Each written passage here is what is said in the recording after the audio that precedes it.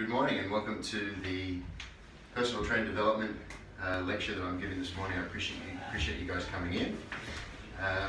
Topic of discussion this morning will be business development for personal trainers and how we can improve and work on our circle of control in our business. Essentially, we're working on mastering the sole trader before we go on and become a master of influencing others and becoming a business owner. Learning objectives for this presentation are circle of control and your character, first working on yourself before you go marketing to many, and really becoming the person that deserves great success in your field. Some of the key points we'll be touching on today is that you are certainly the master of your own universe, and you need to understand what is within your circle of control. So often we spend time focusing on things that we have no control over, and measuring things that we have no control over can often become disappointing. And so what I really wanted to talk about this morning is how you can measure things that you've got total control over and use them as an ability for you to goal set and work towards. The other things we'll be working on today is your personal mission statement. So really looking at what it is you want to achieve, not only just in business but also within yourself and within your life. Things that give you purpose, the reason why you wake up in the morning, and how you can solidify that into a simple statement that you can refer to. And it's a dynamic statement, it's a statement that changes throughout your life and your career, but it's always there for you to refer to whenever you need to make some big life decisions. It's also important for us to act based on our priorities. So we need to be able to focus on what is important, not only what is urgent. And so we're going to talk a little bit about the 4 quadrants of importance and how we can use them for a decision-making process. And one of the key points that I wanted to talk about was how success revolves around your happiness. And so if you are a really positive, positive person with a really good growth mindset, then you tend to have success drawn to you. So many people focus on the thought that one day I'll be successful, and when I'm successful I'll be happy. And in fact, the other, or the converse, is more often true, and also a lot healthier way to work towards your goals is to cultivate a really happy mindset, and success will be drawn to you. We're going to talk a little bit about your circle of influence and how your reputation precedes you wherever you go in your business career and in your personal training career. And so you really need to know what your product is, and you really need to know that you believe in your product. You've got to be genuine about your product, and a big part of that comes back to your own personal mission statement, which is something that we cover early in the lecture. How important it is in your business and also in your personal and your marriage life to make other people feel important and acknowledge other people in your circle, and how important that is to influencing others.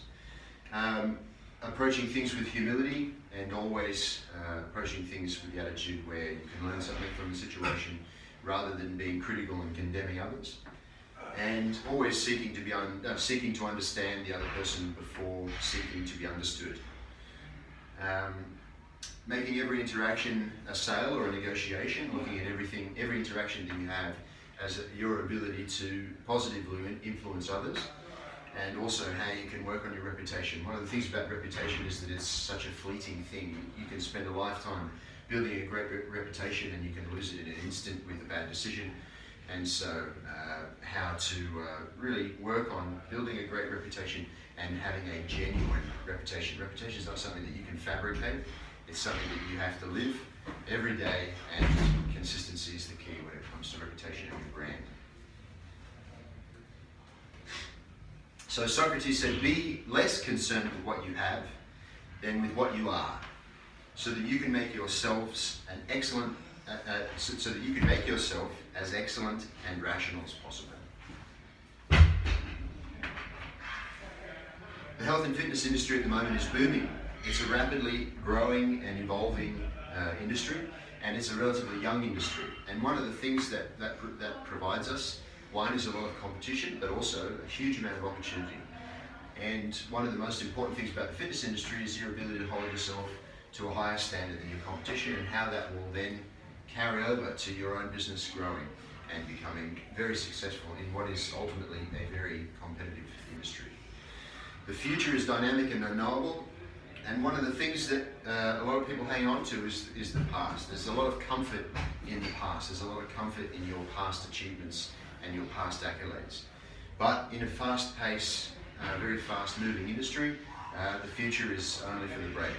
And so we're going to talk a little bit about today about how important it is to embrace the future and not to get bogged down too much in past accolades, because there is such a fast-moving industry that many of us need to focus on what is going to be popular in 6 months' time, what's going to be a popular product in 8 months' time, 12 months' time, and shrug off any past successes that we've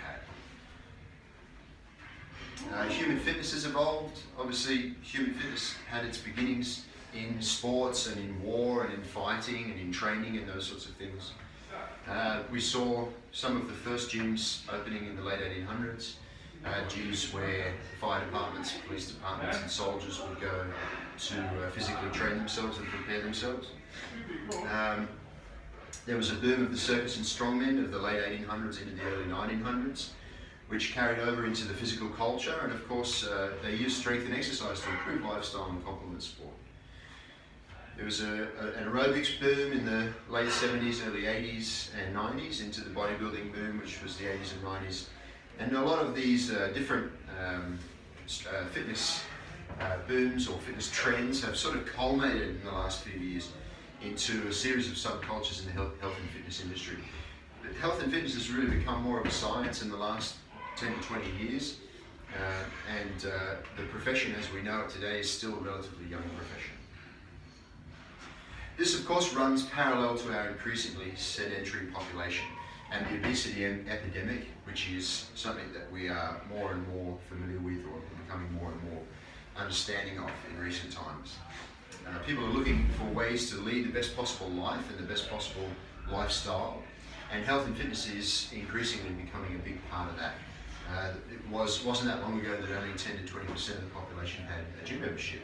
Now, of course, those numbers are increasing rapidly every month, and having a gym membership now is just a part of the inner city lifestyle. More and more are finding exercise regimes that suit their individuality, that suit their identity, and that suit their lifestyle.